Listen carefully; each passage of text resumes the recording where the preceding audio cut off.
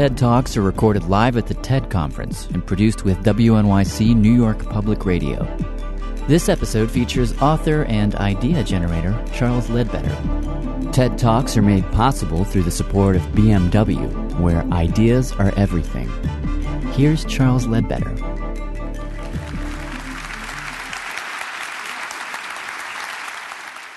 Let me just ask you to start with this simple question. Who invented the mountain bike? Because traditional economic theory would say, well, the mountain bike was probably invented by some big bike corporation that had a big R&D lab where they were thinking up new projects, and it came out of there. It didn't come from there.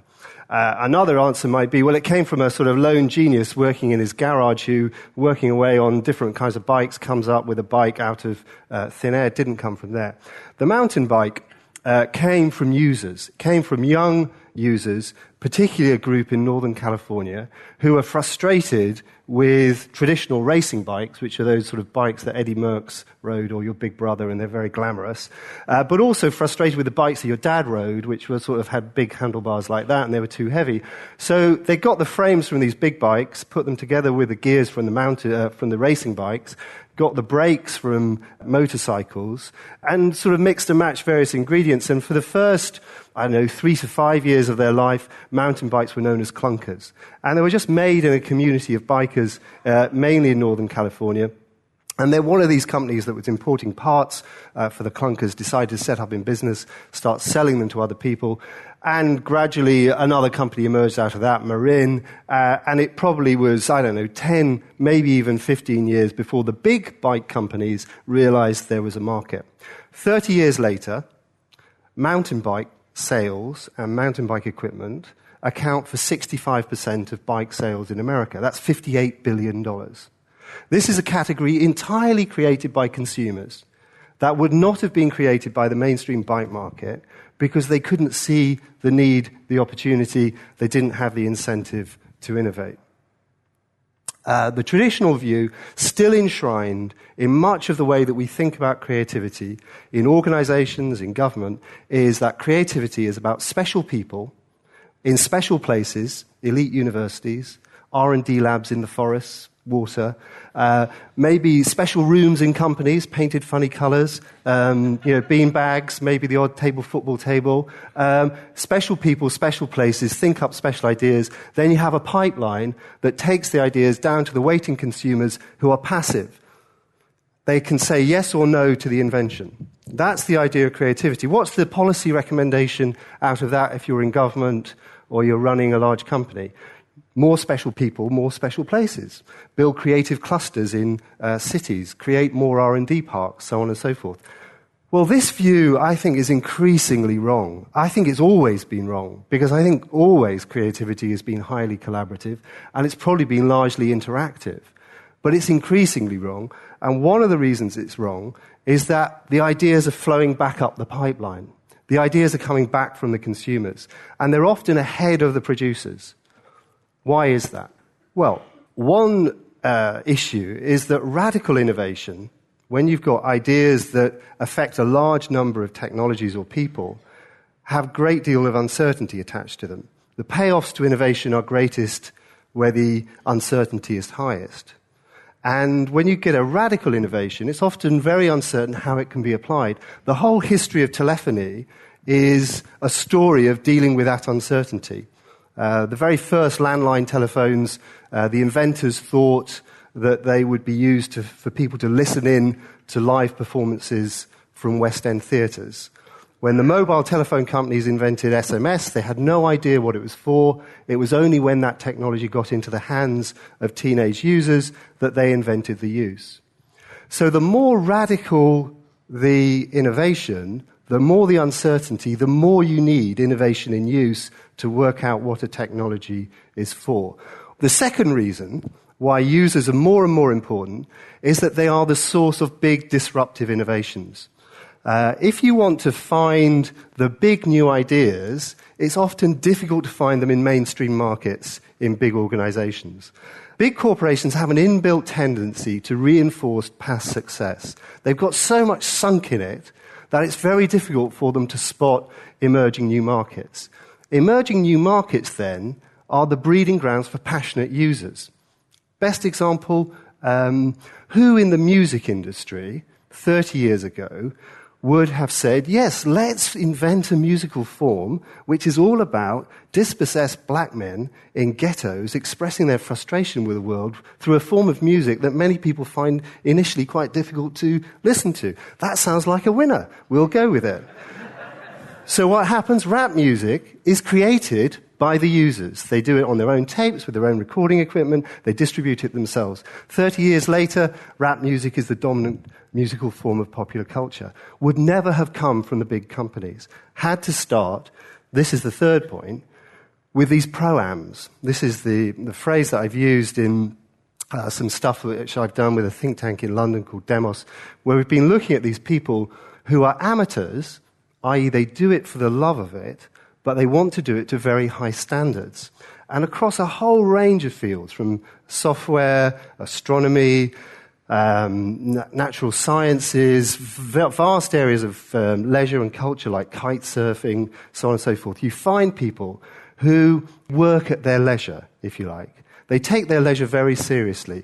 They acquire skills, they invest time, they use technology that's getting cheaper. It's not just the internet, cameras, design technology, leisure technology, surfboards, so on and so forth. Largely through globalization, a lot of this equipment has got a lot cheaper. More knowledgeable consumers, more educated, more able to connect with one another, more able to do things together. Consumption, in that sense, is an expression of their productive potential. Why we found people were interested in this is that at work they don't feel very expressed. They don't feel as if they're doing something that really matters to them. So they pick up these kinds of activities. This has huge organizational implications for very large areas of life. Take astronomy as an example. And there's a big telescope in northern England called Jodrell Bank. And when I was a kid, it was amazing because the moonshots would take off and this thing would move on rails and it was huge. It was absolutely enormous. Now, 6 amateur astronomers working with the internet, with Dobsonian digital telescopes, which are pretty much open source, with some light sensors developed over the last 10 years, the internet, they can do what Jodrell Bank could only do 30 years ago. So here in astronomy, you have this vast explosion of new productive resources. The users can be producers. What does this mean then for our organizational landscape? Well, just imagine a world, for the moment, divided into 2 camps. Over here, you've got the old traditional corporate model. Special people, special places, patent it, push it down the pipeline to largely waiting passive consumers. Over here, let's imagine we've got Wikipedia, Linux, and beyond open source. Well, the first thing you can say is there is a great big struggle between these 2 organizational forms. What we're seeing is a complete corruption of the idea of patents and copyright, meant to be a way to incentivize innovation, meant to be a way to orchestrate the dissemination of knowledge.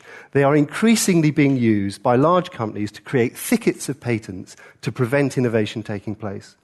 There's going to be a tremendous struggle, but also there's going to be tremendous movement from the open to the closed. What you'll see, I think, is 2 things that are critical. The first is, can we really survive on volunteers? If this is so critical, do we not need it funded, organized, supported in much more structured ways?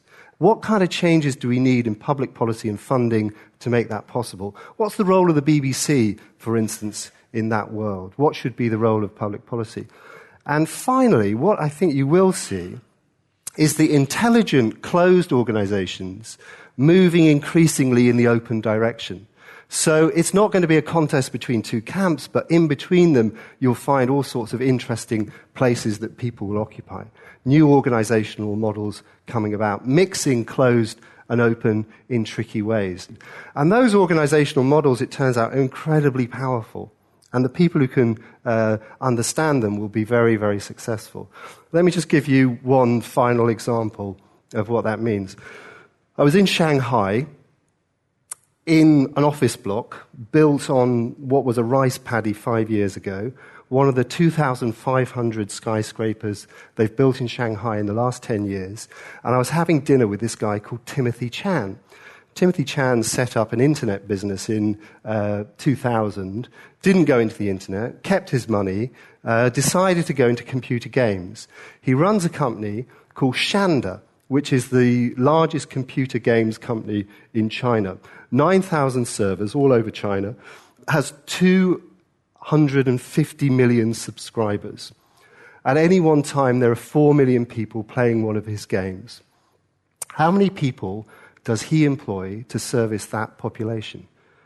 500 people. Well, how can he service 250 million people from 500 employees? Because basically, he doesn't service them. He gives them a platform, he gives them some rules, he gives them the tools, and then he kind of orchestrates the conversation, he orchestrates the action. But actually, a lot of the content is created by the users themselves. And it creates a kind of stickiness between the community and the company, which is really, really powerful. Best measure of that is you go into one of his games, you create a character that you develop in the course of the game. If, for some reason, your credit card bounces or there's some other problem, you lose your character. You've got two options. One option is you can create a new character right from scratch, but with none of the history of your player. That costs about $100. Or you can get on a plane, fly to Shanghai, queue up outside Shanda's offices, cost probably $600, $700, and reclaim your character, get your history back. Every morning, there are 600 people queuing outside their offices to reclaim these characters. So this is about companies built on communities that provide communities with tools, resources, platforms in which they can share. He's not open source, but it's very, very powerful. So here is one of the challenges, I think, for people like me who do a lot of work with government.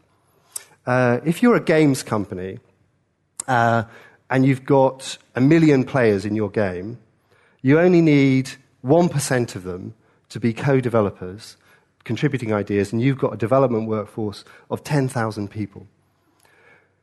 Imagine you could take all the children in education in Britain, and 1% of them were co-developers of education.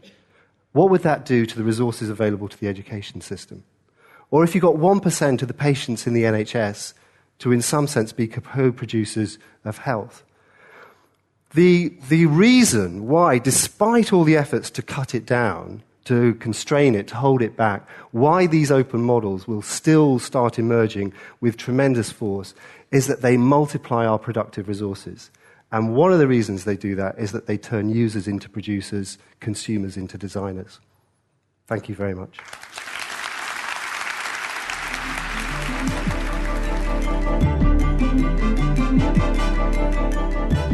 That was Charles Leadbeater, recorded at TED Global in Oxford, England, July 2005. TED Talks are produced by WNYC New York Public Radio for TED. TED Talks are made possible through the support of BMW, where ideas are everything. For more information on TED, visit TED.com.